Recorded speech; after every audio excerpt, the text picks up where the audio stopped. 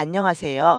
오늘은 실적은 좋아 보이는데 주가는 늘 고민거리다라는 말이 따라붙는 종목 카카오뱅크를 차분하게 정리해 보겠습니다. 오늘 영상은 단기 주가 예측이 아니라요.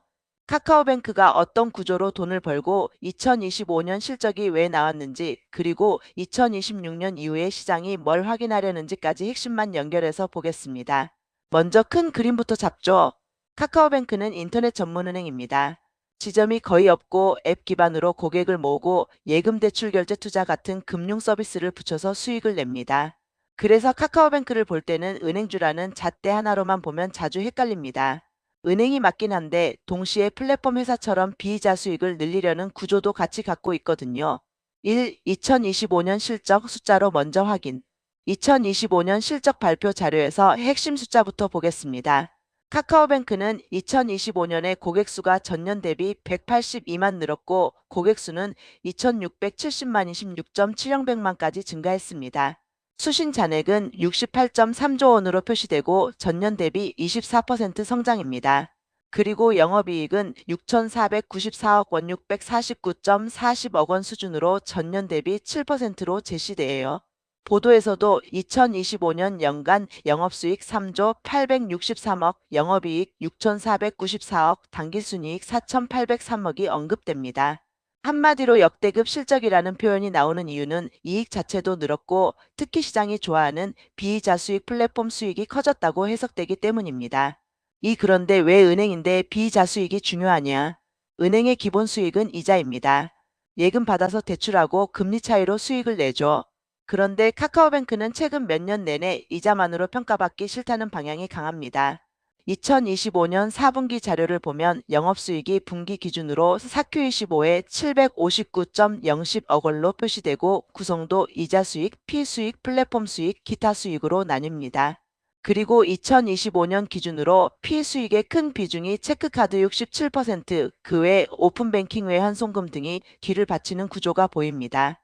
플랫폼 수익 쪽은 대출 비교 39%, 미니 신용카드 모집 대행 26%, 광고 24%, 증권 빚을 11% 같은 식으로 비중이 제시됩니다. 이게 왜 중요하냐면요. 은행업은 금리 환경과 규제에 따라 흔들립니다. 특히 가계대출 규제가 강해지면 대출을 마음껏 늘려서 성장하기가 어렵습니다. 실제로 기사에서도 금융당국의 가계대출 관리 강화로 여신 성장세 둔화가 언급됩니다. 그러면 시장은 이렇게 묻습니다. 대출이 막히면 너는 그 다음 성장 동력이 뭐야? 그 답이 바로 비이자 플랫폼입니다. 3. 대출은 어떻게 가져가고 있나? 포트폴리오가 핵심. 카카오뱅크는 여신 잔액을 2025년 말 기준 46.9조 원 수준으로 언급합니다. 여기서 중요한 건 어떤 대출이 늘었는지예요. 최근 기사 흐름을 보면 카카오뱅크는 가계대출 관리 기조 속에서도 정책금융, 중저신용, 개인사업자 대출 같은 영역을 키워왔다고 설명합니다. 특히 중저신용 대출 잔액 비중이 30% 이상으로 언급되고 4분기 기준 32.1% 같은 수치도 기사에 나옵니다. 또 연체율은 0.51% 수준으로 언급되는데 중저신용을 하면서도 건전성은 관리한다는 메시지로 묶입니다. 다만 여기서 한 번은 냉정하게 봐야 합니다. 개인 사업자 소호대출은 경기 둔화 때 스트레스가 커질 수 있죠. 실제로 소호대출 연체율 이슈를 짚는 기사도 나오고요. 그래서 카카오뱅크를 볼 때는 성장과 함께 연체율 고정이하여 신비율 같은 건전성 지표가 꺾이지 않는지를 반드시 같이 보셔야 합니다. 4. 2026년 이후 카카오뱅크의 키워드 성장 방식의 변화. 자, 여기서부터가 진짜 포인트입니다. 카카오뱅크는 대출만 늘려서 성장하는 은행에서 플랫폼 수익을 붙여서 성장하는 금융 플랫폼으로 정체성을 강화하는 중입니다. 그런데 시장은 그 정체성에 대해 이렇게 다시 묻습니다. 좋아, 플랫폼이면 인정. 근데 플랫폼 수익은 일회성이야? 반복성이야? 즉, 지속 가능한 수익 모델이냐는 질문이죠. 이와 연결해서 2025년 실적 발표 자료에는 개인사업자 금융 쪽에서 가치대출 카카오뱅크 마이너스 전북은행 공동신용대출 같은 모델을 소개합니다. 취급수수료와 관리수수료를 통해 수수료 기반 비즈니스를 강화한다는 맥락이에요. 이런 모델이 늘어날수록 카카오뱅크는 금리 장사만 하는 은행이 아니라 금융 프로세스 자체를 플랫폼화하는 방향으로 간다고 볼 수 있습니다. 또 최근 기사에서는 제한적인 대출 성장 환경 속에서 M&A, 캐피탈 여전 영역 같은 확장 이야기도 나옵니다. 이건 양날의 검이에요. 성공하면 외형이 커지고 수익원이 늘지만 무리한 인수는 비용과 리스크가 커질 수 있거든요. 그래서 인수한다더라가 아니라 인수의 목적이 뭐고 수익 구조가 어떻게 바뀌는지를 확인해야 합니다. 5. 투자 포인트와 리스크를 한 문장씩 정리. 이제 요약해 보겠습니다. 투자 포인트는 크게 3개입니다. 첫째, 고객 기반과 트래픽. 2025년 고객 2670만이라는 숫자는 플랫폼 확장성의 기반입니다.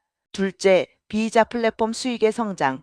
체크카드, 대출 비교, 모집 대행, 광고 등으로 수익원을 다변화하는 그림이 자료에 드러납니다. 셋째, 건전성 관리.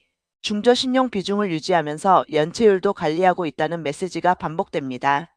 반대로 리스크는 3개로 정리할게요. 첫째, 규제와 대출 성장 제한.